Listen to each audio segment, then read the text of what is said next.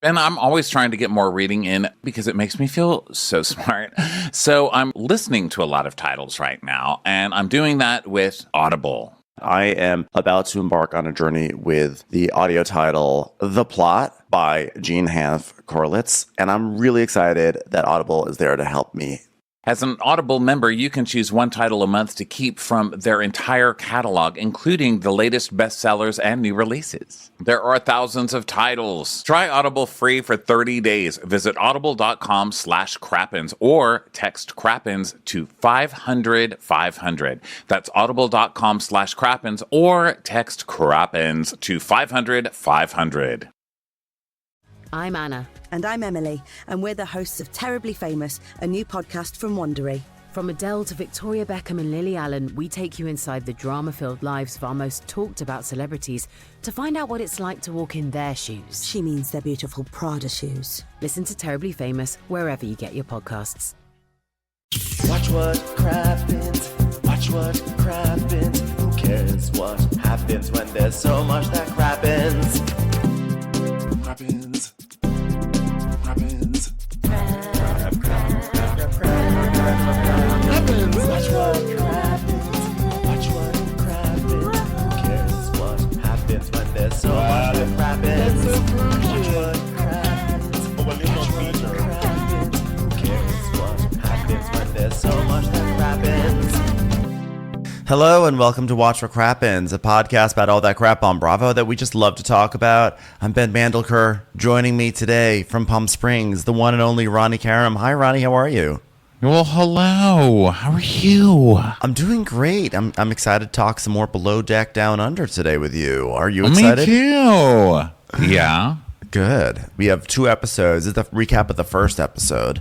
We're on video. Go to patreon.com/watchforcrappens. Support on Crappens on demand level, and you can watch us on video. It's really great. Get access to our bonus episode and all our previous bonus episodes. So do that. That's also very fun and worthwhile. This coming Monday, we got Crappy Hours coming back. That's our, it's like the new iteration of Take a Seat, where we go on to IG Live and we chat about Bravo gossip, whatever's going on in Bravo, whatever's on our Bravo minds. We talk about it, take questions from you guys, etc. So go follow us on Instagram at Watch What Crappens. Go follow Ronnie at Ronnie Karam and me at Ben Mandelker. And then the other thing is we have a new Dwell Hello coming up this week. So that's available exclusively on Wondery Plus. So if you like House Hunters or House Hunters International, we have a really great time doing our Dwell Hellos. We do it every 2 weeks. So go sign up for Wondery Plus, which would also give you Crappens fully ad-free. So that's a perk too. So that's really all the fun stuff. And now even the funner stuff. Whoa. Is Below Deck Down Under. Whoa, another 2-episode bonanza. It sure was, and there's some hot new action in there, hot new guy in there. I just wanted to show you. So I'm still in this place in Palm Springs. Can you see this? Hold on, let me turn it. A lot of lime. Is that lime or chartreuse? It's lime. My friend Jessica said chartreuse as well. I say lime, but whatever. Okay. I guess I'm not as gay as you two. Do you see this painting? I don't know if it's just it's my gayness or if it's Palm Springs' gayness. I just see penises like playing penis swords. Isn't that just what that is? Aren't those just penises coming at each other? They could be just horizontal penises. It probably is. Just because they're not just horizontal. It's not like they're just lines and I'm saying, wow, they're straight lines. They must be penises. They're lines with like a head at the end. And then they're just like coming to like, I don't know, like what do you call that? Sword fighting when you're like penis sword fighting. And then look at this pillow. At first it looks like a flower, but isn't it a bunch of penises going in on one thing? Yeah. Yeah, that's like, bukkake. Yeah, I think that's like the only kind of art you can get in Palm Springs. It has to either be Marilyn Monroe, Audrey Hepburn, or some kind of like penis representation. Well, the Airbnb that I've stayed at repeatedly in Palm Springs is actually owned by 2 lesbians, so the artwork is very different. Oh God, is it all like native? My lesbian aunt Josie loves her velvet painting of Native American women in like with jugs. No, it's not like that, but it is it's not. First of all, It's not crazy, okay? Because like gay men, when we decorate our Palm Springs houses, it's like literally every Tom of Finland poster or penis abstract art, like everywhere. Because it's like I can't go 3 steps without seeing something that like makes me horny, right? But I feel like the lesbians who I stay with, and I don't stay with them, but I stay in their house. Their place is just kind of like, okay, here's like a sensual body in this one corner, and that's pretty much good for the house. Like we've made our mark, and we don't need to like be reminded on every wall and surface. So it's a totally different vibe. Oh gosh, it takes us all to make the school bus run, doesn't it? Does it? I don't know. I feel like it just takes one person to make the school bus It literally run. just It's a takes one dictator. until it breaks down. You know, It takes a person to fix a tire, and then it takes the person working at the insurance company, and then it takes a person to, do the paint job or the bus, hit the curb. So it takes a village. It takes guys. a village to pile into the school bus and then hand out Jolly Ranchers and like use that as currency. Because that's what my school bus experience was like as a kid. It was like whoever had the Jolly Ranchers was like. That was like the jail currency, It's like whoever had the Jolly Ranchers was popular. Not me. I grew up in El Paso. I grew up in I grew up on poor bus. There were no Jolly Ranchers. Okay, they were like, here's a piece of gravel from the outside. Let's all suck on it and talk about what flavors we like. It honestly probably tastes better than Jolly Ranchers. Let's be honest. It does. I've had those recently. They're terrible. Wow, have those fallen, or have they always been shit? I always hated them, but I would carry my little bag of it because everyone had their little bag of Jolly Ranchers, and because like you're either the person asking for a Jolly Rancher or you're the person giving a Jolly Rancher. So I was like, this is my sphere of power, is that I can give away Jolly Ranchers. Well, if that ain't a life lesson, right? Okay, so let's get on with it. So, am I on the correct one? We're doing no wait, is it 212 or we're starting with 212? Guys, I almost spoiled the whole thing. I was on the wrong episode. No, we're on episode 212. You'll know you're on episode 212 because it opens with a kangaroo on a beach, which is a pretty exceptional moment. It was exceptional. I think my editor was off today, the one who's been like, I'm going to show a fabulous fish at the beginning of every episode now, and now we get a kangaroo. No, yeah, a little off-brand. You can't change it up. Like now there's like a land crawler. Disgusting. Yeah, and like a kangaroo on the beach. I don't know. I don't need any vacationing kangaroos, but I think it was actually an omen of things to come because Kangaroo we all Jack. know Kangaroo Jack. Yeah. Yeah. But good point. I think didn't even think of that. Yeah, I was like, oh my God, full circle, Kangaroo Jack. He was there to retrieve his buddy. He was like, your time has come. Join me now. It's like the messenger. It's like, I am here now. But there was plenty of beautiful underwater photography these 2 episodes. There was like, we got everything. We got all the stars, We got like, there's that one small shark that they always film on the bottom of the ocean, sort of like looking around. And then we got a big shark that looked like had halitosis. It was like that person who shows up at the morning with a cup of coffee, but you still smell their halitosis through their coffee breath. And it's like the worst. That shark was going through. We saw those really beautiful small fish who are always next to each other. We saw them. I mean, we really got everyone. We saw the little orphan Annie shark with all the freckles. That was really cute. It's like, it's a hard knock life. We saw, I sometimes wonder if fish in this ocean are disgusted by all the other oceans because I feel like other oceans are disgusting. Like these fish are literally fabulous. Like the couple, the neon couple. The neon couple. They're not only neon, they're like, the movie Alien where they have like, I don't know, the movie where the face comes out of the face, but there's something where there's like 3 like elephant trunks that make a face. Do you know what I mean? But they're like neon and fabulous, and there's 2 of those hanging out. And those neon couple, fish. they are a power couple. They are a power couple of the fish world, right? And I feel like people are like, oh my God, you're a power couple. You're so rich because you're so neon and everybody gives you so much shells, so many shells. You could do whatever you want. You could travel anywhere. And they'd be like, everywhere else is disgusting. Like, have you seen our neighborhood? Why would we go to hideous oceans? No one is actually friends with that neon power couple because the truth is that when you talk to them, they're a little obnoxious. They're like a little too aware of how much could you the power not couple. be? Yeah. Like literally everywhere you go, people are just staring at you like, is that hideous or is it gorgeous? They get free meals today. Yeah, it's like, well, either hang out with the power couple or a five head, So what's your, what choice do you have? Fivehead was banned from these two episodes, was not on by it. the way. I think the editor, the camera crew finally found like the hot neighborhood and they were like, Yeah. whoa, we've really been hanging out too close to the Walmart. Okay. We're branching out a little bit and we're getting the neon alien face fish. I think actually Fivehead made a brief cameo, and I think that Fivehead was swimming away from us, so we really only saw its tail. But I was like, the size of that fish has to be Fivehead because there's no other fish we've seen that's as big as that one. Actually, you're right. Yeah, we did see it. We did get like an ass shot of Fivehead, which Right. we'll get to because it's in my notes here somewhere. Oh, okay, good. So yeah, so the wildlife is really popping off. And an anchor is dropping. Oh yeah, because an anchor has been dropping for a week on this show because Adam decided to just go out to the back of the boat and drop an anchor, even though there was never any order to drop an anchor or to even engage an anchor. It was just like, hey, get ready to drop an anchor. So he dropped an anchor and it's going nuts and he's trying to stop it and it's like a disaster and he's about to die.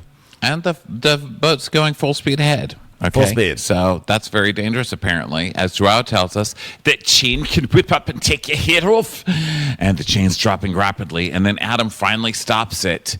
And Joao's like, what happened, mate? And Adam's like, I had to take off the brake to engage it, and it just started to run, It was like when I tried to get Kangaroo Jack's autograph. Just gone. Never saw it again. My hope is that when I get done with the summer, I can just buy a house for that anchor. That's all I want. So, All I want is an anchor big enough for my mom to live on it, along with my brothers and my sisters and my aunts. All right? now, listen, this is kind of a spoiler, but if you're listening to this already, you probably already know what happens. If you don't know what happens, then you probably, find out what happens and come back. But this is kind of like the last hour we have with Adam. And so they really amp up the Adam wants to buy a house for his ma and his siblings. Because it's like every 2 lines, he's like, oh man, I really fucked up. And all I want to do is buy a house for my ma and the kids. I don't know if I'll be able to. I'm sick of it. I'm sick of hearing it. It's like too much, Adam. We get it. Like when you have to tell us how charitable you are, I don't believe you. At this point, I feel like he pushes his mom down the stairs and like takes his brother's lunch money because he's trying too hard to make me think he's charitable. Also, you know what? Buy a man a fish versus teach a man to fish. Okay. How about instead of trying to buy your mom and your brothers a job, you send them to community college? You know what I mean? Or I'm starting to get houses. resentful. I'm getting resentful of Adam's family now. I'm like, what are you going to do? What do they do? Just sit around all fucking day and do nothing? Thank you. Are they completely incapable? I'm starting to get resentment towards his mother because I kind of feel like his mom calls up and says things like, oh, well, Adam, it was another tough day. Guess I won't be living in a house anytime soon. I kind of feel like she guilts him into this. She does. She's like, I hope you're enjoying the ocean while I'm sitting here in my living room, kitchen, bathroom combo. It's kind of funny because we're kind of both out to sea right now. You're down in Australia and I'm just floating around in a sea of despair. Anyway, hope you're having a great day. You're in an ocean, and I can't find a restaurant within a 5-mile radius that's got a health department score above C. That's how poor we are.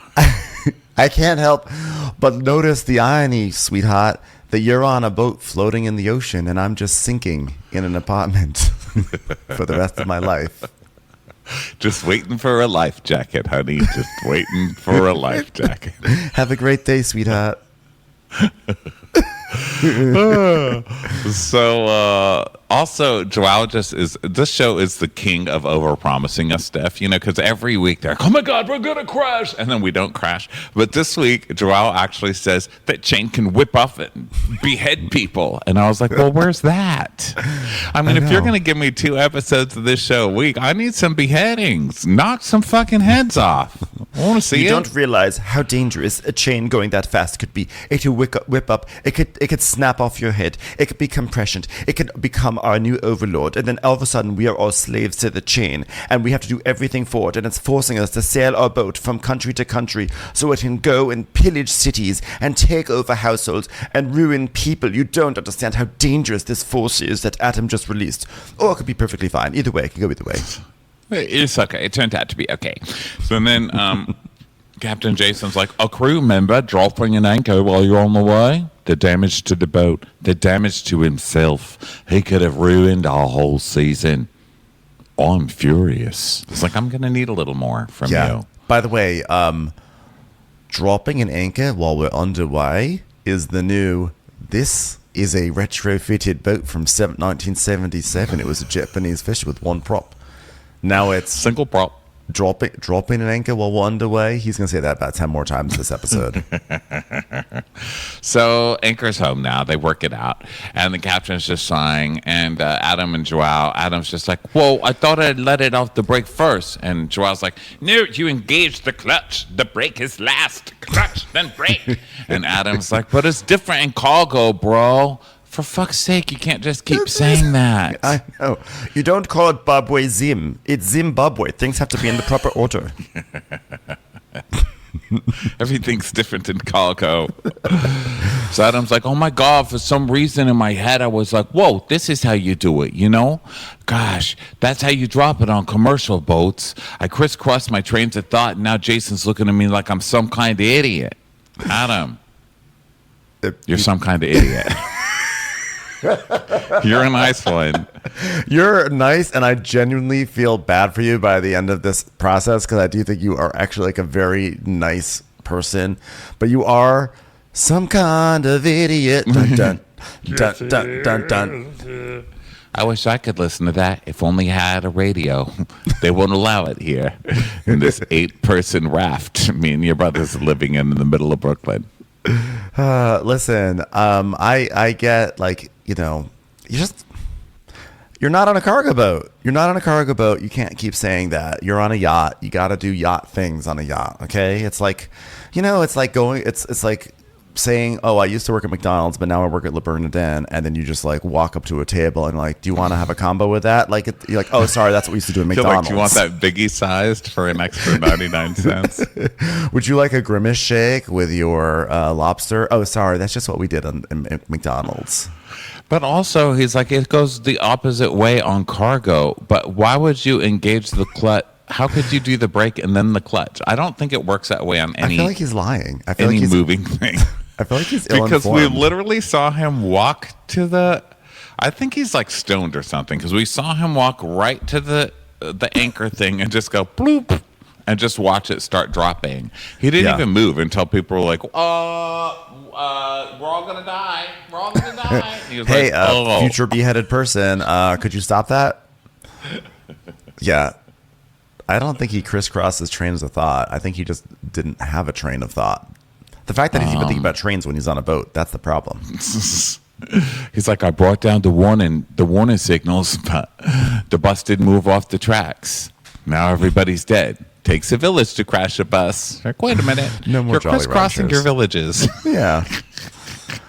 Okay, Aisha checks on the guests now, and she's asking them how they know each other. And one of them's like, well, Paulie's my housemate. And Paulie said, yeah, I told her, if you come to Australia, I'll look after you. For a while, not for years. Look how long she's been here. Muriel, you're awful. She's like, I'm not Muriel. Yeah, but that's what we call Americans who stay around for too long. Sorry. Terrible, I should say, not awful. So then there's silence. So we know that there's more trouble coming. And so the captain's like, all right, we're going to not start needing to put 2 into the water. And Joao's like, you've got this right, Adam. And he's like, yeah, just tell me when to light the bomb. All right, I got the match. You just tell No. Don't light a bomb me. That's not what he said. That's what we do on commercial, though. No. Just, okay. You can put down that TNT. I don't even know where you got that. And that anvil, too. And what's up with that Acme hole that you just hold a hole and then now it creates a hole in the deck? Did you go to the Wile E. Coyote store before you got on this boat? He's like, they're going to cut my head off, bro. So then the captain is telling the engineers, so wow, this guy's an idiot. And Harry just comes up to Adam and goes, free fall, eh? It's free fall. What's that free fall? That's how my heart felt the first time I saw Margot. It's also a description of Harry's love life. So Adam is the sort of person that when he fucks up, he just like passes he passes like the rage forward, but he punches down. But since he's already at the bottom of the totem pole on this boat, his like the next step down is a door. So he's like it's in the inanimate bathroom. objects. Yeah. You know, because like he's definitely the sort of person, like if someone yells at him for doing a bad job, then he yells at the people who are below him. That's how he's got to deal with it. So he's just like in his bathroom and he's just like trying to close the door and he can't even close the door properly. And he's like, fuck you, stupid ass fucking door. And he like kicks it. This ain't how doors work on cargo. The fog. You better not do that in your new house, okay? If you ever get it. He finally finds a house and the mom's like, it was a nice house until there were no doors. You know, Adam got a couple numbers wrong on the lottery and boom, all the doors were gone. Thank God he's not ever been disrespectful to this sink. Goddamn sink! Hey, so this house is all made out of very hard surfaces. When I move my mouth away to scream, can you still hear it really loud in the microphone? No, it sounds like you moved your mouth away. It's nice and thanks. echoey. I like it. Okay, thanks. Commercials. Here comes one right now. Okay, so goddamn stupid ass fucking door. So Captain calls Drew out of the bridge. And meanwhile, Aisha is with Serena and she's like, she goes, so I've only got this bag and it's not very professional to use in front of the guests. So Serena offers her a basket and she's like, well, yeah, thank you. Useful for once, you useless sling. And she's like, what was that? I mean, you look how beautiful you are today. That's what I said. Thanks, you look for that's really sweet of you, hon. You're welcome. So now Jason is by himself in the wheelhouse talking to himself. And he's like, I'm not getting what I want out of all the team. I don't want mistakes. And then Joao enters the human. Do you want to smell better everywhere? Because let's face it, our underarms are not the only place we have odor, Ronnie. Yep, that's why we're excited to tell you about Lumi Whole Body Deodorant for pits, privates, and beyond. So Lumi was created by an OBGYN who developed a uniquely formulated pH-balanced deodorant. It's aluminum-free, skin-safe, and clinically proven to control odor for up to 72 hours. Oh, and did we mention it's also clinically proven to control odor better than a shower with soap alone? Yeah, like 12 hours after a shower, the average person has an odor level of like 6 out of 10. That's after only 12 hours. But with Lumi, the average odor level is literally 0 out of 10. I am literally sitting here just sniffing this delicious whole body deodorant. I've got the toasted coconut right in front of me. It smells so wonderful. I feel like I'm actually being transported somewhere else. It literally is like, I literally cannot stop smelling it. Ronnie's watching me. He can see. As a special offer for listeners, new customers get $5 off a Lumi starter pack with code CRAPPINS at LumiDeodorant.com. That equates to over 40% off your starter pack when you visit LumiDeodorant.com and use code CRAPPINS. Since his death in 2009, the world has struggled with how Michael Jackson should be remembered, as the king of pop or as a monster. I'm Leon Nafok, the host of Fiasco and the co-creator of Slow Burn. And I'm Jay Smooth, a hip-hop journalist and cultural commentator. Michael Jackson was accused of child molestation for the first time in 1993. Our new podcast, Think Twice, Michael Jackson, is the story of what came before and what came after. Throughout the podcast, we explore what makes Michael Jackson seemingly uncancelable. And we dig into the complicated feelings so many of us have when we hear Billie Jean at the grocery store. Through dozens of original interviews with people who watched the story unfold firsthand, Think Twice is an attempt to reconcile our conflicted emotions about Michael Jackson, the man, with our deep-seated love of his art. Listen to Think Twice, Michael Jackson, wherever you get your podcasts, or you can binge the entire series ad-free on Audible or the Amazon Music app. Mistake, that is He's Joao. like, who am I anyway? Am I my resume? I just imagine that when Jason gets upset, he puts on his little kimono and just like thinks about things. So the heat is on in Saigon. The chicks are hotter in hell. Just like that he's really into why God? So Joao comes up. I'm sorry I interrupted you because that was funny what you said. I didn't have the human mistake that is Joao. It didn't really. There was nothing needed more to be said than that. So Jason is like, seriously. So watching a little Kristen Doty. Like, seriously, Mariposa. Like, I don't need to be coming into an anchorage and I've got a deckhand dropping an anchor down. That channel's 6 meters deep, okay? He lets it out in the channel, and ours is only 15 meters deep. And he lets it out, and I'm going to go past the vessel or something, and I think we all know what happens when you let out an anchor that's a little not the right size for the channel. Both vessels explode, okay? It's terrible what could happen. Do you know how many beheaded people there have been? And the other day, the same deckhand messed up. At what point do we say, time for more experience on here? And Joel's like, well, he did mess up, but I'll speak for him and say that he's on the right page as far as being a deckhand. He's also been through trauma that's similar. And in a place less scary than Zimbabwe. I just need him to realize how lucky he is to not be from Zim. Well, we've had the whole season to get going with this, and because the next one could be damage to the boat, the next one could be someone's finger, the next one could be someone's head, the next one could be just the evaporation of people's souls. Everyone's just going to go to hell if this guy doesn't get his work done, right? I think. But we both have families in tiny spaces. We're both tiny house families. We were both tiny home families before tiny homes became popular. Well, something's got to happen. Are we trying to make changes? No. Will we make changes? Yes. Did I trick you with the first question? Yes. Am I happy about that? Yes. Am I doing whatever I can to find some joy in this very serious moment? Yes. All crew, guests have a diving excursion. Get them on the island ASAP. Do not repeat. I repeat, do not repeat. One prop. Do not repeat it. All right? Also, by the way, of course, Joao uses this moment to throw Culver under the bus, which, by the way, is deserved. I have no complaints with that. He's like, by the way, I know that Adam did something that could have caused our entire boat to crash and maybe even behead himself, but Culver is also very lazy, so I think actually Culver's the problem here. What do you think, Captain? He's like, yeah, at least he does more than Culver. Yeah, but he's almost like ruined the boat 3 times, okay? Railing, tender tying, this thing that just happened. This was a really bad one, okay? I mean, Culver can't destroy things if he's not touching them. So Culver wins. By the way, my mistake. This was just Joao telling us. He was not telling the captain just yet that Culver is a problem. So, anyway, excursion! So they're all running to help the guests and stuff, get on the tender and go with Harry and Joao.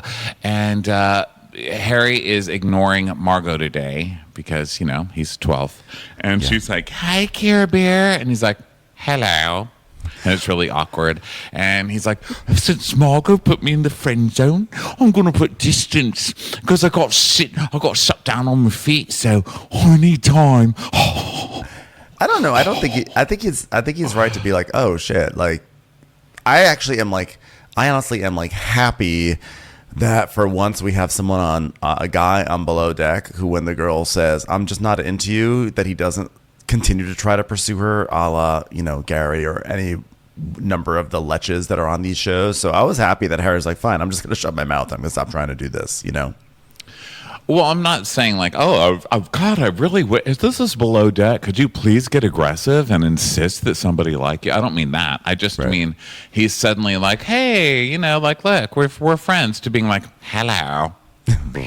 I'm just standing and driving and staring straight ahead and not ever smiling. Like, has he ever done that to anybody ever? I mean, I feel like he could be, talking to like Despicable Me and he'd still be like, oh, Despicable Me. God, I love to talk. He'd still be like guffawing. It's a smart move on his part because he's a lot hotter when he's not talking. And I'm not saying that his personality is bad. It's just that when he's like, is like stoic and unmoving. He's like really, really hot. But then he starts talking, gets this goofy look on his face, like, oh, look, I'm on a Tinder. You know, I dated someone who told me that once. It was the rudest thing. They said I was way cuter when I didn't move. When I talked, my face looked very unattractive. How rude. I mean, I get it. I get it because, like, you know, you can make like hideous. I mean, it was rude. I'm not like forgiving them or anything. I'm still traumatized, but I'm just saying, like, I've heard that criticism before, and I'm going to a dark place. So. No, but look. There's a. I'm gonna say what like, they mean. You know what they mean. I actually took a picture of Harry. I'm going to put it up on the screen so everyone can see who's watching. I'll get this going in the meantime. But it's going to be my proof that Harry is a lot hotter when he is not talking. No offense, Harry. He's cute when he's talking, but he's like hot when he's not talking. Okay, so everybody is unloading stuff and doing this excursion, and Culver is eating. Of course, they cut to Culver. The next 2 episodes, all they do is cut to Culver eating. It's literally amazing. All he does. How is he able? I get that he works out and stuff, but do people who work out that much really get to eat that much? Because it makes me like I literally almost got on the floor and did push-ups, and then I remembered who I was, and it stopped immediately. I was like, "Your name is Rondell. You live on the second floor. You live upstairs from you. Yes, I think I've seen you before." I was like, I don't do push-ups. Oh my God, I was singing that song last night. I sing that song, I think, like 3 times a week still. I sang that song mainly because someone named Luca joined the cast. So, of course, naturally in my head, I was like, my name is Luca. I live on the second floor. I live upstairs from John Stamos, and I stole his face from the floor. God, God bless what's-her-face for all her very literal songs. Suzanne Vega for just writing songs about things that are around here. Like, I am sitting in a diner with a man. And it's like everything is just very stream of conscious, like being in the present. You know, it's very power of now. Uh-huh, it is. She's really, what an icon. I can't wait for her to join the Bravo show. Whatever's happening, Culver's eating, okay? And I'm jealous. Like, at this point, I'm just like, fuck Culver. That's not even fair, you know? I wish that Culver was gay just so I could, like, charm him somehow and then be his feeder. Because I'm, like, into that, you know? I've heard of that. I've heard of that kink before, and it sounds hot. Just, like, finding someone to just, like, feed me stuff. And then they're like, yeah, you're getting fatter? Oh, yeah, I'm into it. Yeah, it's like that song from the 90s by La Bouche. It's like, be my feeder, won't you be my feeder? La da da dee da da da da. Or if it was written by Suzanne Vega, it would be like, I just opened Doritos and I'm putting them in your mouth and you're chewing them and then looking at me and I put a Coke instead of a Diet Coke. Feed it, eat it, feed it. I just bought some Entenmann's donuts and I'm putting them in your mouth and you're eating them right now and it's a bond we have. By the way, I put Harry's picture up on screen. Doesn't he look? He looks. Do you see it? This is for. Yes. This is why you should watch video, everyone, because now you get to see a hotter version of Harry. Right? That's hot. Harry's so cute. Yeah, he's a cute guy. Look at him. He's cute when he's smiling too. It's just it's just I think it's just and the flailing, you know, but I think it's a cute, sweet guy. He'll find the right person. Oh, he definitely will. He will definitely come out of this with. It's just not hot dish up here. So he's there's a really awkward silence as they, you know, tender over to the snorkel place, and at the end, Margot goes, "Good job, Harry," and he just keeps his jaw shut. And doesn't guffaw at all. And I was like, uh-oh, he's making a stand. Dirty Harry making a stand. Good for you, Harry. I say you focus on your job and you don't get distracted, okay? So there's just like a whole bunch of activity. You know, the guests they're going to go on a dive. Tender's going back and forth. It's rainy. It's just one of those like moments. But most importantly, there's an adorable sea turtle. We've seen this one sea turtle constantly going on, like doing its power walking, its morning power walking. It's always swimming to the right over the same rock. I mean, it's the same footage every week, let's be honest. But we always see that sea turtle. But in this case, we see the scuba divers, and the scuba divers are scuba diving near the turtle. And you know that turtle is like, honestly, could you please get out of my space right now? I'm just like trying to do my reps. I feel like that turtle's so needy and just wants friends. And it's like, I think turtles have movies where humans can talk to them. You know, like, you know how humans have movies that turtles can talk and kids believe in them? And some of us adults. I think turtles have those movies too. And they're just like, oh, I'm going to just keep hanging out with all these humans. And one day one of them is going to talk to me. Because it's the same. It seems like the same turtle and it follows them everywhere. And it's not the same shot. It'll be like nighttime. And the turtle's still like, hey guys, you know, like lifting that one fin, like, hey guys, don't pass me. Didn't you hear me? And the humans are like, and the turtle's like, pot off your world. It's singing like the Suzanne Vega of Little Mermaid, like, I see that boat pass by and I try to make those humans hear me, but they never hear me. Now I'm swimming, waving my arm as I'm swimming by. I am swimming over coral. There's a starfish in the corner and a human's overhead. I wonder where they're going diving. As I look towards the conch on the seafloor, there's a moray eel, and I couldn't help but wonder, is one of them going to eat the other? Shell, shell, shell, shell, shell, shell, shell, shell, shell. I live in a shell, shell, shell. So Margot and Joao are talking on this excursion, and she's small talking him. You know, she's like, "What's your favorite place to travel?" And he's like, "Zim." No, but like when you're not in Zim. In my mind, I could be anywhere in the world, and I just think of Zim. Okay, well, pretend you were already in Zim and you want to travel out of Zim. Where's the place you'd want to go? Zim. Sometimes I go to Parma because it reminds me of chicken parmesan, which is served at my favorite restaurant in Zim. You know, that's in Mallorca, Spain. And, you know, what I like about going to Mallorca is that I like to say there may be an orca around here. And that reminds me of violent animals. And then that reminds me of violence. And then that reminds me of Zimbabwe. So she's like, oh my God, I want to go to Parma so bad. I want to go visit Chef since she's saving you one next time. Wait, what? Oh, yeah, what's going on with you anyway? Because she said one time that next time she sees you, she's going to punch you in the face or something. And she's like, oh, did she say that? Well, I was with Serena's friend, but it was just a hookup and she wanted more. Yeah, right. Mm-hmm. Yeah, right. I'm sure. I'm sure you were very upfront with her, Joao. Listen, I'm buying this whole Joao edit. And I remember hanging out with people from Below Deck one time, Below Deck Med, when he was on that. Remember, they all came into town and we like went out with them one night. And they were so nice, by the way. Joao was not with them. No. But I was like, what a piece of shit this guy is. And why is he going to be on another season? And they're like, you know what? He's so nice in real life. They loved him. They loved him.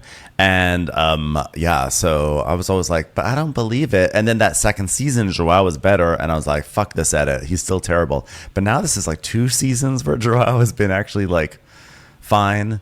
So I don't understand. I still feel like he's a dick under there. You know, I think that he's benefiting from people who are terrible at their job. So he, by comparison, you're kind of like, well, Joao has not done anything wrong here, you know? Listen, he's like a Ronnie Fupa. It may not look like it, but there's a dick under there. And we all know it. It'll eventually come out on the t-shirt. Okay? Ronnie Fupa. Not anymore, Ronnie. Yeah, so he's like, I've already combed my hair like it's second grade class picture. What more do you want from me to prove that I'm a different man? Wow, the echo in your house really made that so dramatic, because when you speak away from the microphone, you hear your whole house echoing, and it sounds like Joao was like bellowing from a mountaintop. Like, what more do you want from me? Me. I don't think I can ever live in Palm Springs until Watch What Crappens is over, because everything is made out of a hard surface because it's so hot here. Let's be honest. You know that when we're 75, we're going to be still doing this show in muumuus, or actually, what do you call, not muumuus, beautiful long caftans in Palm Springs. You saw me in my caftan, right? Did you see gorgeous. My picture of me in my caftan? Amazing. Yeah. Like, it changed my life. I'm a caftan person now. Let me tell you something. One of the best shows we ever did was when we did a show in San Francisco wearing Patricia caftans. That was the most comfortable I ever was in a show. Just wearing caftans for an entire. I want to wear. Why are we not wearing caftans for all of our live shows? It was so comfortable and beautiful. We should do it.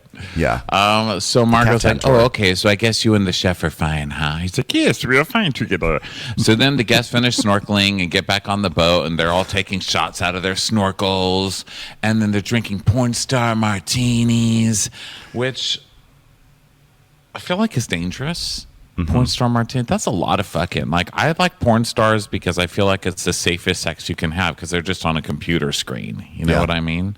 I don't want to, like, drink them. No. Well, the truth is that those porn stars were all over this boat a few charters ago, so they're going to be drinking a lot of porn star stuff. Whether they and like it did or you not. want to drink them? I did not want to drink those people. No, they seemed very nice. I wanted to party with them, like drink with them, but I didn't want to drink them. You know? No. So then they're all like, the guests are teasing. I think they're teasing Emily. I kind of feel like all the women on this charter are named Emily, except for the one woman who's named Tamara, who I thought Tamara was going to be just a monster this entire episode because I felt like they teased it last episode. And then she's like, fine also. So they're teasing one of the Emilys about like being on Tinder because she's like, maybe I'll drop a pin on this boat and see what happens. And they're like joking to Harry. They're like, Harry, are you on Tinder? And he's like, oh, we'll lower the radius to like 1 foot and so you'll see what happens. Oh. I'm like, keep your mouth closed. You'll do better on Tinder. So then Aisha is getting ready for the Slim Aarons party, which is so funny because that's 70s Palm Springs pictures. And she's like, Slim Aarons was a photographer that used to take pictures of celebrities and also socialize back in the 60s and 70s. This is one of those fun. This actually, I love this theme for a party. I don't know why we have not seen this theme more on Below Deck because it's wonderful. But that being said, it's also going to be hilarious to see a bunch of young people who are also mainly not from America try to figure out what the hell vintage Palm Springs is like because, you know, they're all going to miss the mark. Yeah. So they're going to do surf and turf and charcuterie for dinner. And then Captain Joao, Captain Joao. So meeting in the bridge. Right, I want to talk about the anchoring. I'm concerned we're going through the next 2 charters with inexperienced dickens. Bring Adam up here. So Adam comes and he's like, hey, is there a mystery? Is there a mystery you need Kangaroo Jack to solve? Did Kangaroo Jack solve mysteries? No, but I think that Kangaroo Jack got his real estate license and got houses for families. That's why I love that movie. So Jason's like, I want to talk about the anchoring today. Ma, you don't got to live in my pouch no more. I want to talk about the anchoring today. Walk me through it. He goes, well, I went up there and I looked at it and I was like, hey, that looks like my ma. So I want to engage with it. But it was disengaged. So in my head, the way I've always been doing it for years on boats that aren't yacht was like just drop it from the brake. So I started to drop it, but once it started to run, like I put the brake pad back on it, like, oh my God, it like wasn't working. He's like, yeah, well, guess what? I never said drop it. So that's the first problem. Doesn't matter whether you do the brake first or the engagement first or whatever, the clutch or the brake, because I never said drop it. So that's a problem. Let's just let that hang in the air there for a moment. Let it sink into your head. It's not really sinking in, is it? I can tell. No, it's not. And Adam really just looks like, but nothing takes away from your personality and your drive. Your personality's great. Your drive is great. Don't know who Kangaroo Jack is, but I love when you hop around the boat and say his name over and over while you cry, promising to buy him his own house one day. Very sweet. Unfortunately, probably going to have to fire you. Get out. Unfortunately, we've come to realize that you're living in a Hallmark movie and we're on the Bravo channel, so this is not going to really work out. So Joel's like, well, you know, the attitude is definitely there as far as positivity. Well, guess what? Positivity doesn't save lives. You know who is positive? The orchestra on the Titanic. And they kept playing as that shit went down. They drowned playing the violin, sir. Yeah. Okay? Did that save the Titanic? No. Money did. That's what saved the Listen, the only people who got saved on Titanic were swept away on piles of money. Okay? You know, those fishermen in the Perfect Storm were also they were out there they were just catching fish to bring home to their families. That didn't work out so well. Okay, so the point is, although I think that's less their fault and their ineptitude, I think that's more just like giant walls of water. So maybe a bad example.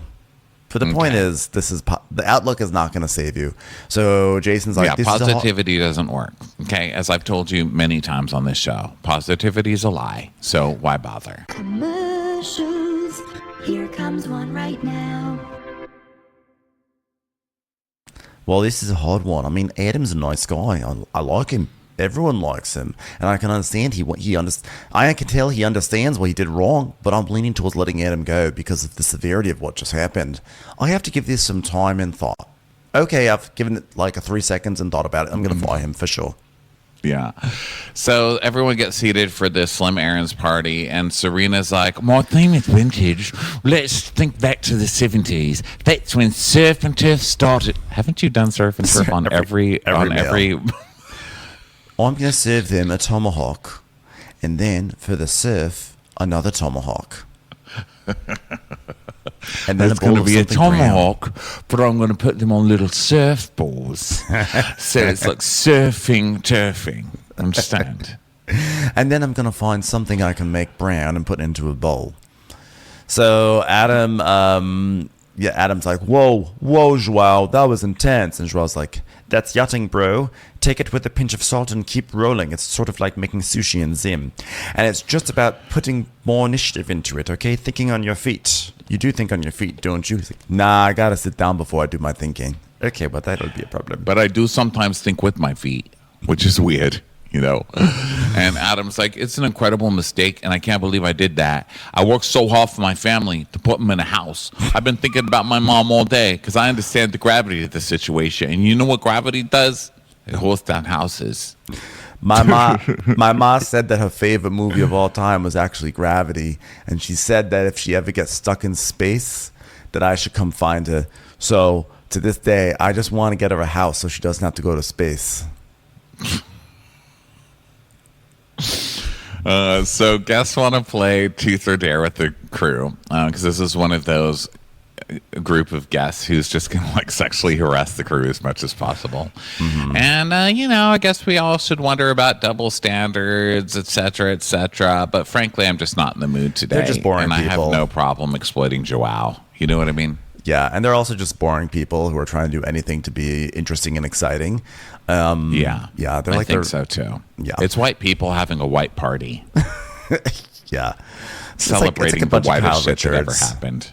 Yeah, this is like the charter equivalent of Lisa Rinna saying, "Why don't we play a game? 2 truths and a lie." That's what this group of people is.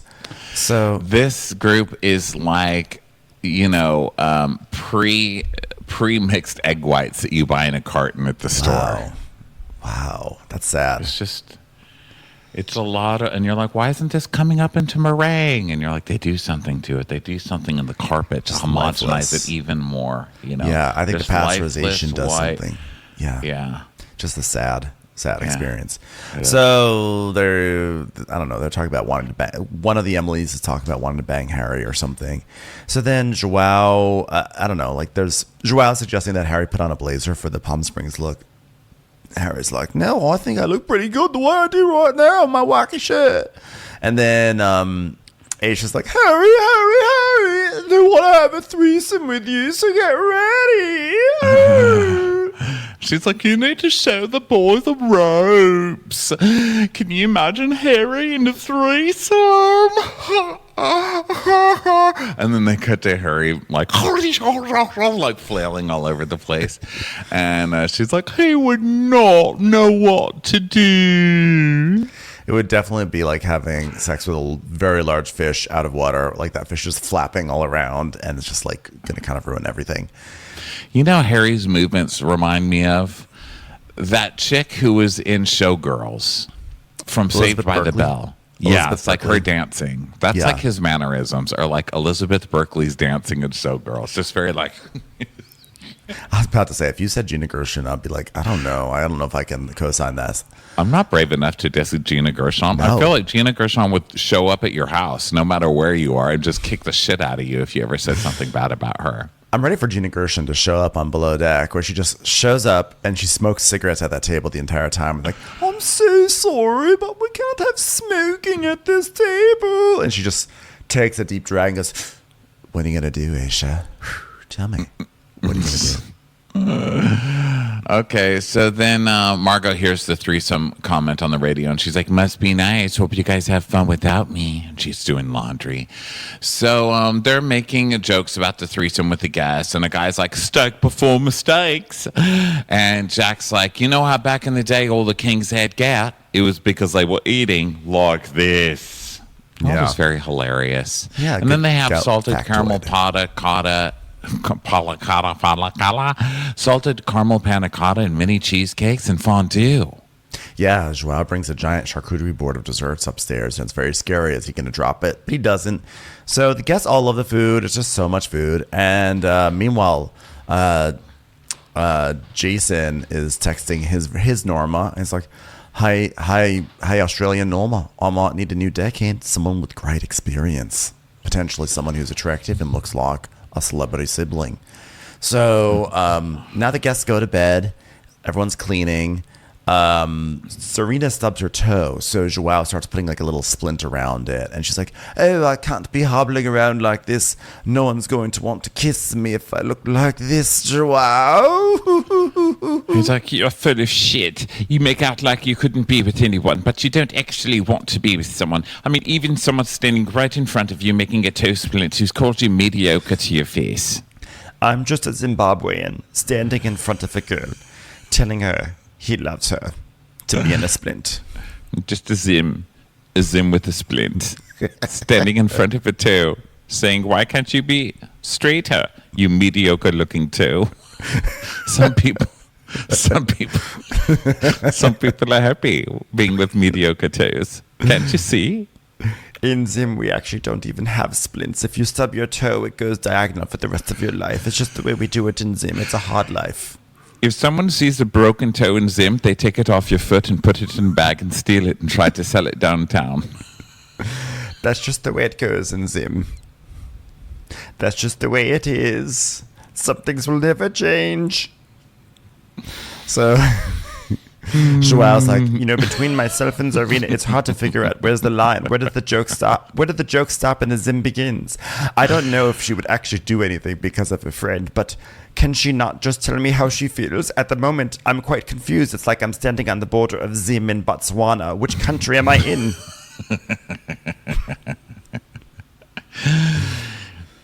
Do you know the way to Zimswana?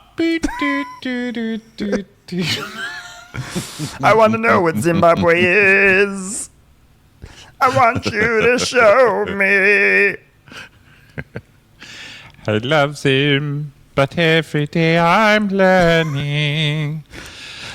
Okay, so morning. This is what happens when you give us 2 below deck down unders a week. I know. Okay, we're starting to crack. And I'm how are we literally- only on episode 12?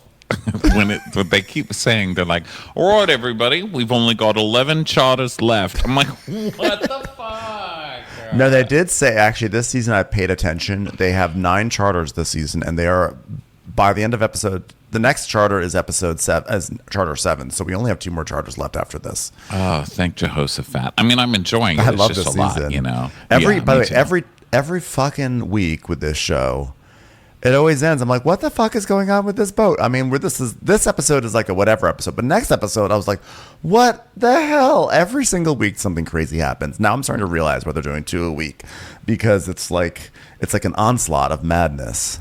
Yeah, it really is. Okay, so now it's morning, and Culver is having a breakfast shake instead of working because it's Culver. And I don't even know at this point if Culver is eating more than everybody else, or if they're doing the Hannah from Below Deck Med edit, where they just, no matter what's happening on the boat, they just cut to a shot of Hannah smoking somewhere. Yeah. He's definitely getting the Hannah edit, but I also believe he's eating nonstop, because we all know fitness guys, fitness bros are all about this. Remember Tony from Below Deck, the most recent Below Deck? He's like, I need to work out. I need to have my food. And it's just like, oh God, they're like the biggest whiners. Anytime you watch Survivor, the big muscular guys are the ones who are like, I need to have my protein. I'm like bigger. I burn more fuel. It's like, shut up. Yeah.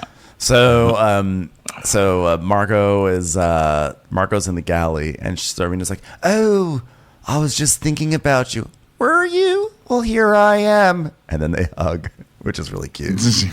She hugs everybody at all time. So she's showing Margot how to practice for margaritas, how to make margaritas.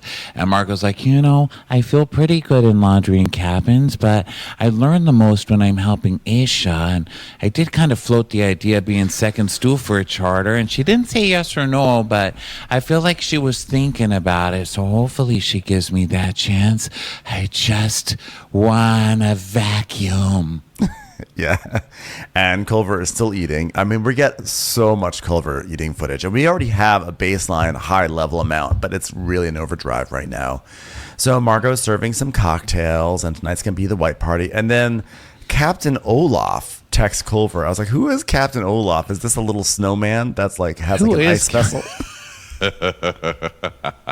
Is he a saint that is like started a town that the Golden Girls old lady Sophia is from? Well, no, that was from where Betty White was from, right? Yeah, Rose. That's where Rose was from.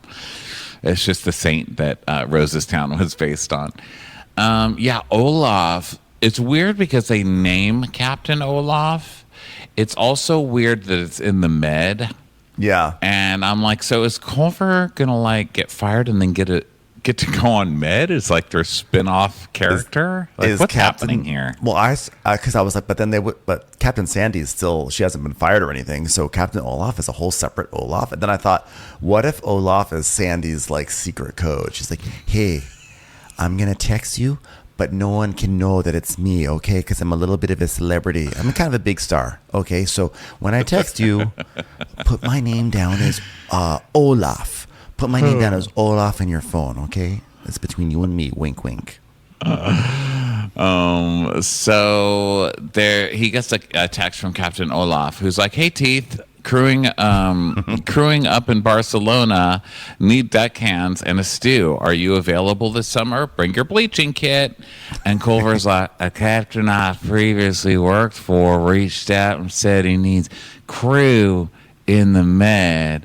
Now listen, Jamie lives on one side of the world and Kim lives on the other side of the world. So I need to figure out how to get in an adventure with her, and I think I might have something for us.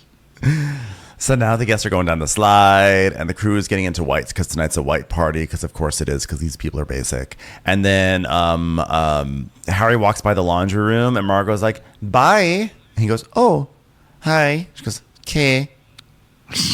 It's like an Ingmar Bergman film. She's like, he's being so cool to me.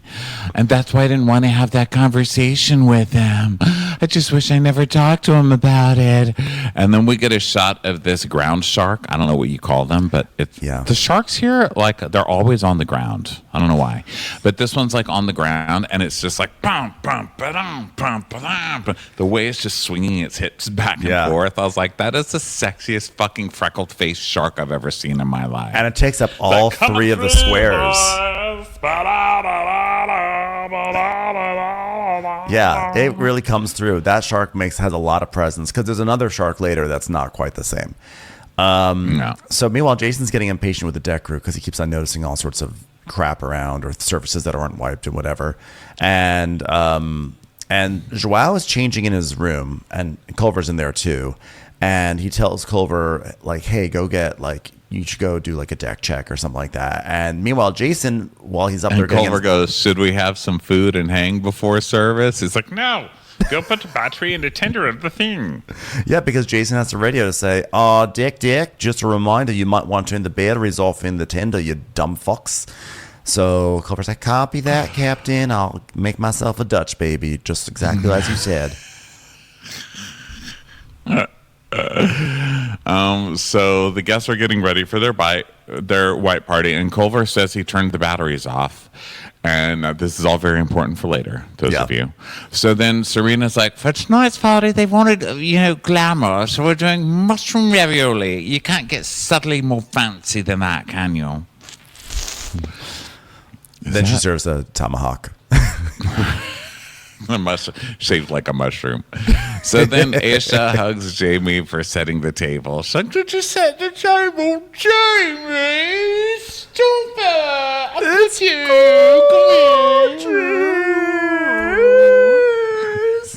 And then Culver cuts to Culver downstairs being like, oh, is this some of that halloumi cheese? Because he's eating, of course, now. He turned on the lights or turned off the lights in the tender or whatever he had to do. So Joao then goes into the tender and he is annoyed. He's like annoyed in there. And he's like, Culver, what's your location? He's like, Chef Kim's bosom, at least in my fantasies. But the mess. Come to the swim platform, please. Joao, calling Culver. So Joao's like, oh, Culver, you've gotten the tender, have you? But you've left shit on it. Clean it up. That's what I was saying about initiative. If you see something that needs to be done, do it. He's like, but I did see something that needed to be done. I saw halloumi cheese, and it needed to be swallowed. So I was doing that protein, bro. And Joao's like, who gets into a tender, turns off the batteries, does not clean the tender, sand is everywhere, there's shoes, there's empty plastic bottles, and you don't think that maybe I should just clean this? Like you're talking about 4 years of yachting experience, just completely oblivious. I mean, he would never last one day in Zim. He gives us like a nice random evil person laugh. Yes. And then Culver's like, well, I considered that a night job. Like I was going to do it at the 3:30 a.m. shift. He goes, but we're free now. Are we free now? Why wait until 3:30 to do what we could do in Zim right now? And Culver's like, no, but like, okay, I'll get it. I understand. I get it. To be fair, it's also 3 a.m. in Zim at the moment, so get to it. So Culver's like, he's like, you know what we say in Zim? It's always 3:30 a.m. somewhere. That Matchbox 20 song was dedicated to Zim. It's 3 a.m. and I'm still reading, whatever that stupid song was. So Culver's like, is this constructive criticism or are you just being a dick right now? It's like, dude, thanks for making me feel like a piece of shit. I'm so fired to work for him now. I'm like, oh, here we go.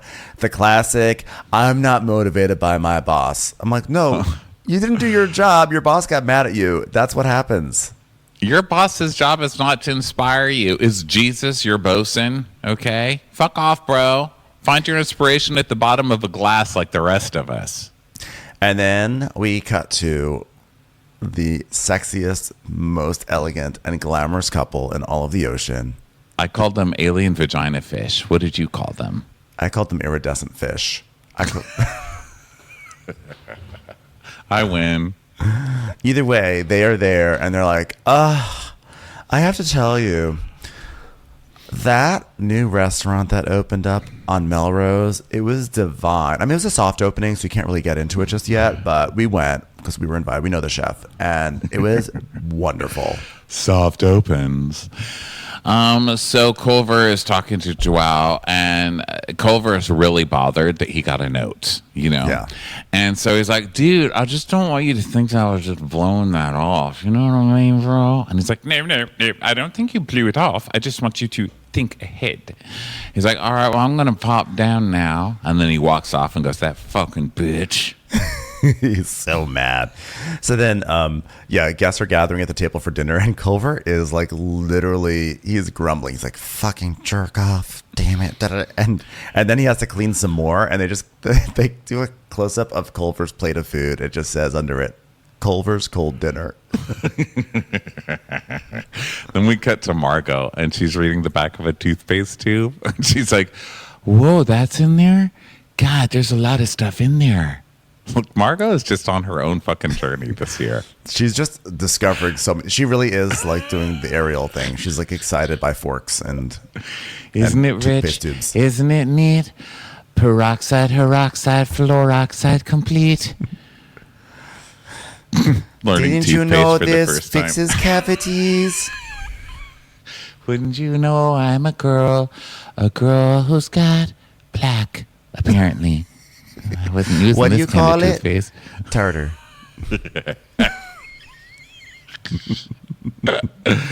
So then Adam calls his mom, and he's like, Ma, I really messed up yesterday. She's like, don't beat yourself up. You'll be in enough pain when you come back to this studio apartment with me and the 30 siblings who you're going to live with for the rest of our goddamn lives, because not one of you could hold down a job. Now, hold on, sweetie. Hold on. I got to just Let me just do this wall crank thing. Sorry, I gotta crank it 30 times to make my phone work. Hold on, hon. Trains passing through. Hold on, lights are flickering. Hold on. Right. Let me just, okay. All right, that just woke up your brother's baby. Can we talk about this later?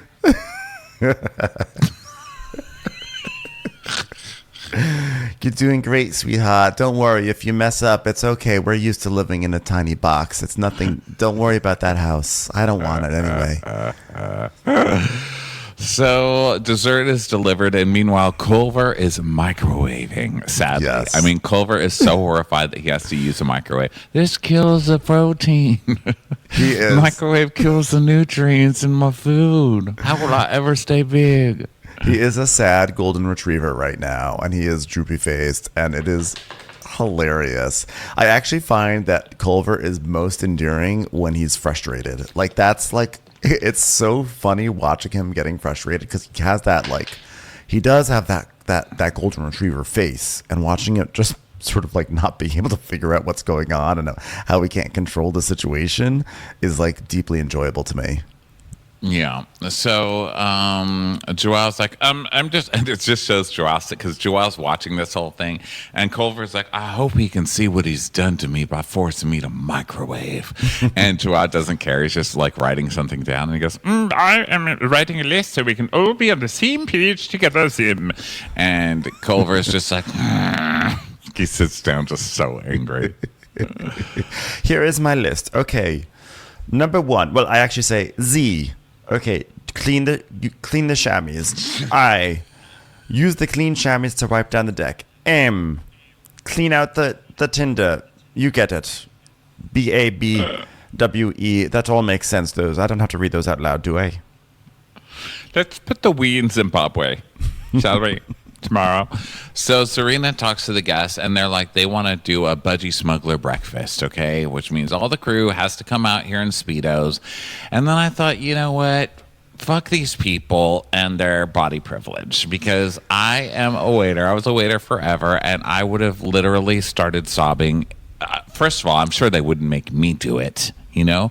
But then I thought, what about people like who don't have perfect bodies who also want to make living in service? And fuck this show. You know, fuck this show holding everybody back. I'm sick of this show. I would have been mortified if I had to go out just because, you know, like, no one needs to see what's going on under this shirt right now. It's a little Me too. dad body, Where's you know? Caftan Brunch? Yeah, let's have about that. Caftan Brunch is the way to go, okay? I did yoga last night. I was telling you before I did yoga, and like I was like, okay, I've been like working out a lot this summer. Ever since we wrapped up our tour, I'm like, I'm gonna use this time.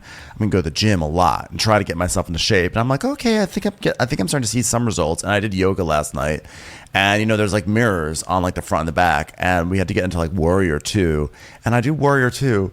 And I literally look like a sack of groceries with arms sticking out. And I was like, this is a sack of I've groceries. Done nothing. Nothing has changed. Nothing has helped. Everything looks so strange. And then we had to do some twists.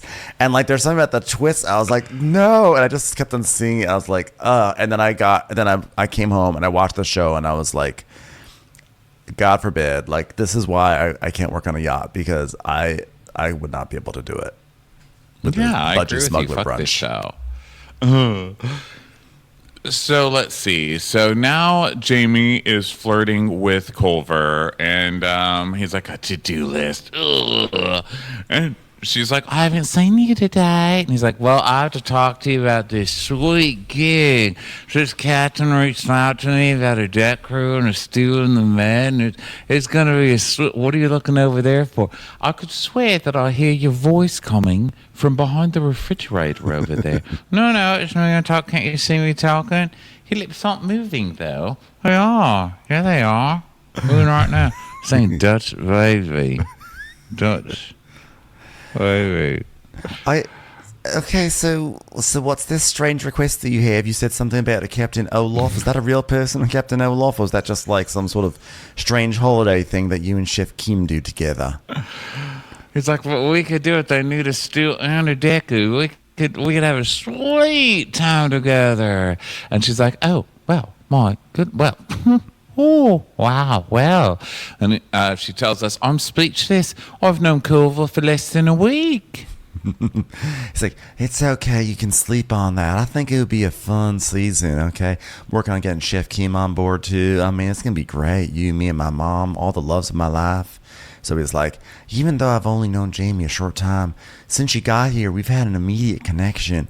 This isn't just like a little flirty boatmance. I feel like there's more here, and that's why I'm going to act on it. I'm like, yeah, you're two attractive people on TV in close quarters. Don't know if there's so much of a about connection. each other. Yeah, I think you're just... It's literally not spoken at all, I don't think. I don't think I can remember one conversation you've actually had, except I want to make out with you and Serena's mean. Like, that's it. Yeah. So then, of course, the producer cuts to Jamie, and he's like, what label would you put on it? She's like, Boatmance. What else? We'll lose up. So she's kind of uncomfortable, right? So then we cut to the most gorgeous jellyfish. I wrote down fabulous jellyfish. This beautiful... The jellyfish is like, I hear there are caftans on this episode, and I have arrived with mine. I know, I hear somebody wants a caftan brunch. I'm here, bitches. Gorgeous, beautiful. It was like... It's like the Ellen Green of jellyfish, I believe. You know, in my mind, that's what Ellen Green is like, even though I don't think that she actually is like that in real life. I imagine Ellen Green showing up in my life. Ellen Green shows up in like a big gown at like a Broadway event. It's like, I'm here, Mr. Mushnick. So then it's the morning, and Aisha goes to the captain, and she's like, if I bring you a big plate of eggs, will you bring them out and your budgie smugglers? And he's like, no. Please. Everyone wants to see Captain McCarty's package. Listen, I can't just be walking around in budgie smugglers. This boat right here is a 1977 fishing boat that's been converted into a yacht with one prop. It requires full attention. Can't you just pretend for the morning that you wore the single prop? Oh, do the helicopter. Let's get it rolling, eh? So now there's cleaning. The guests are gathering. And Jamie tells Margot that Culver asked her to join in on a med season, and Margot's like, "Oh, really? What did you say?" And Jamie was like, "Well, I was like, oh," and Margot's like, "That's a big deal, no?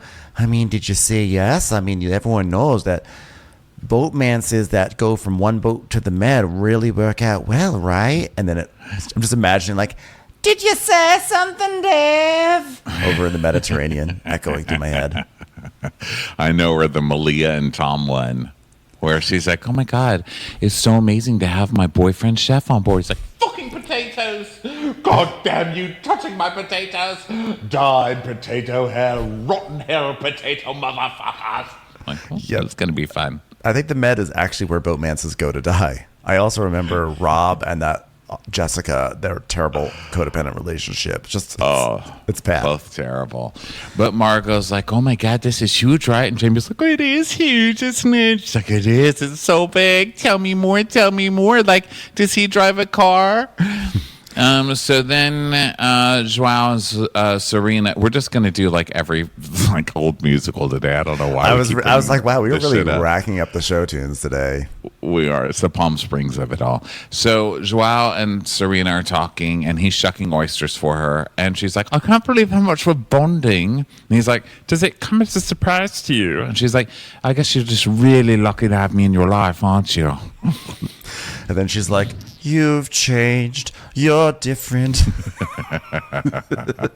There's something about the wounds, tomahawks, on surfboards, surf and turf in the woods. If I could serve tomahawk off your chest,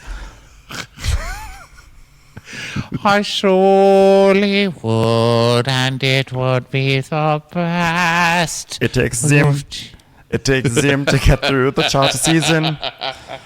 It takes Zimbabwe.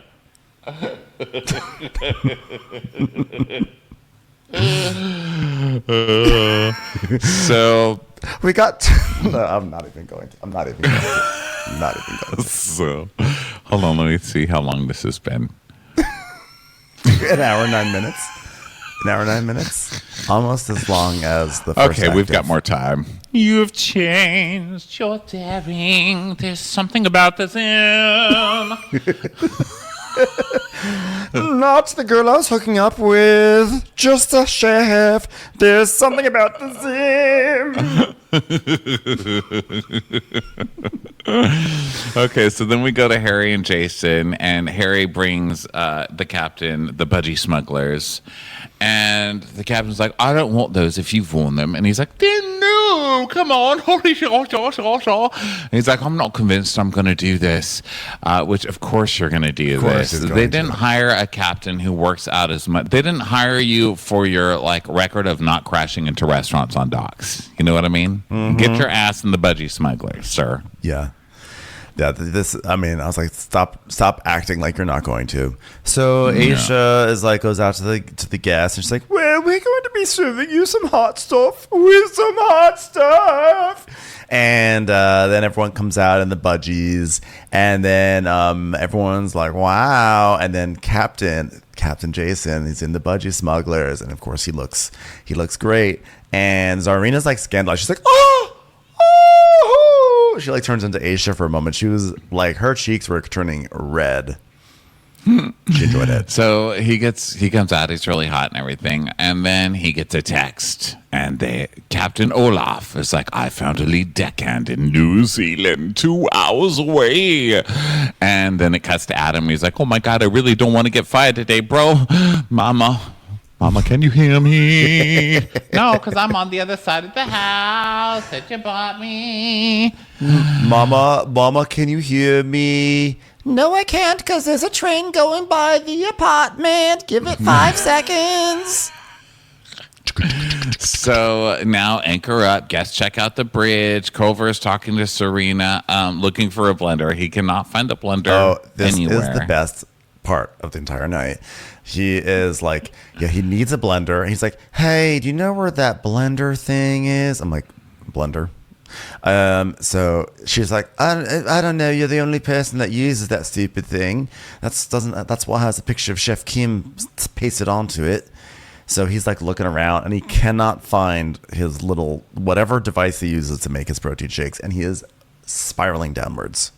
And he's like, I need my shake. Fuck. And he's looking everywhere, having a fit. Everybody else is working except for him. So then he moves on to Jamie. He's like, have you seen the little blender? It's right in front of the blender. There's a regular blender. They show it. Yeah. Well, they show a blender, but they also show the shake attachment sitting right in front of the blender. Oh, I didn't notice And I that. don't know if this was tricky editing or what it was, because I do this shit all the time where I'm like, oh my God, guys, I'm so sorry I'm late. I can't find my keys. What the fuck? And then you find them sitting right in front of you on the kitchen counter. I do this shit all the time. Well, Culver so I'm is- guessing that's what it was, but the point is he is just throwing a fucking fit. And he's like cursing, and he's opening and closing cabinets like crazy. And he asks Jamie, and she's like, no. And then he is like, he can't figure out anything. And meanwhile, the surfaces are all wet outside, and the guests are gonna be coming out. And so Jason's like, all right, Culver, can you wipe down these surfaces? I need someone to chamois the forward, okay? And of course, Culver's not going out there because he's looking for his protein thing. And so Jason's like, deck crew. And so now Culver's outside. He's like, dude, God, what the fuck? What the fuck are people doing? He's like, has like a Sandoval petulant It's like, moment. we're fucking on it, bro. And so Joao hears him because he says that as he's passing by Joao because, he didn't have a shake. So Joao's like, oh, I see this little boy having a tantrum about a direct order from the captain, and it infuriates me. I'm furious. And so Aisha's making drinks for guests and sends them over there, and now it's time to do the ropes since Culver's still not there. And Harry's like, well, I guess we can do the ropes without him. And Joao's like, Culver, Joao, please meet us on the stern so we can get to this. And and meanwhile Zarina's helping Culver make his shake because she's like, okay, just pour it in the blender attachment, okay, and then you just press this button and you do that. He's like, oh, okay, all right, I see this now. And they're like asking for him to come up on deck and everything, and then he finally comes up, and now that he's had his shake, so he's like a little bit more chill. So then the captain is getting tattletale. So Joao is tattletaling basically already on Culver. And Joao's like, I have to have a chat with Culver again because he was having a fit about cleaning this area. You called us a third time and he had an absolute fit about it. And I just wanted you to know because we're on the same team and it's all about teamwork. Well, I'll tell you where my head's at. In my bungee smugglers, okay? And you know what? The inexperience of Adam, I'm thinking about bringing a lead deckhand in. I mean, someone with experience, that should shake Culver up, someone with experience. And Joao's like, I don't think it will. Yeah, it's like, I don't think so. And I haven't had a problem except for the safety thing that came up with Adam. Oh, yeah, and that's no big deal on a boat, Joao. Yeah, like, I get that you guys bond, that you come from, like, you know, rough and tumble childhoods or whatever, where kids, like, you had to save your brothers from getting beat up. Like, I get it, but he's hurt the boat 3 times, dude. Okay? Yeah. Can we just fire everybody? I mean, shit, if you're going to have this many episodes, you might as well just bring in a new cast. Why not? It's below deck. He's like, well, I know if you mess up, especially when it comes to anchors and safety, are you going to make it 90% of the time?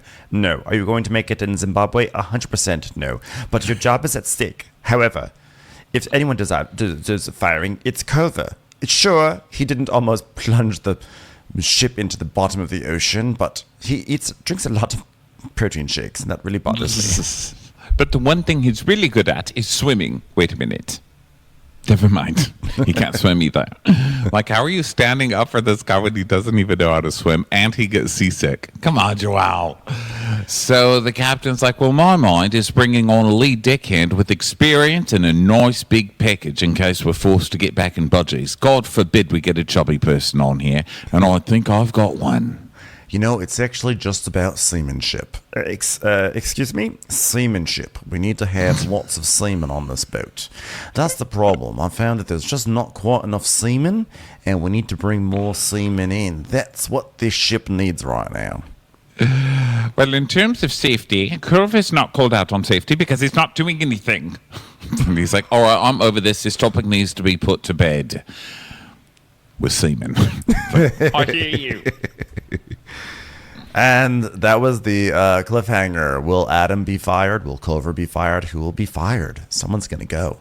So nobody knows. Nobody knows. We'll never know unless we listen to the next episode. So everyone, thank you so much. We do know. Spoiler alert, we watched it. We literally know everything.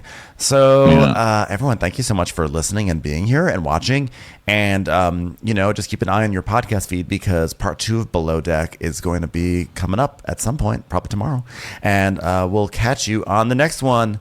Bye, everyone. Bye-bye. Bye. Watch What Crappens would like to thank its premium sponsors. Know Your Worth with Jason Kurth. Ain't no thing like Allison King. Ashley Savoni, she don't take no baloney. She's not just a Sheila, she's a Daniela. Itchels. Aaron McNicholas, she don't miss no trickolas. She's never scary. It's the Green Fairy. Hava Nagila Weber. Jamie, she has no last namey. Sipped some scotch with Jessica Trotch. Kristen the Piston Anderson. She's always supplying. It's Kelly Ryan. Megan Berg. You can't have a burger without the Berg. You're never alone with Lacey Monteleone. Let's give a kisserino to Lisa Lino. There ain't no problem that Sarah Salvia can't solve ya. Ruru LaRue. The Bay Area Betches.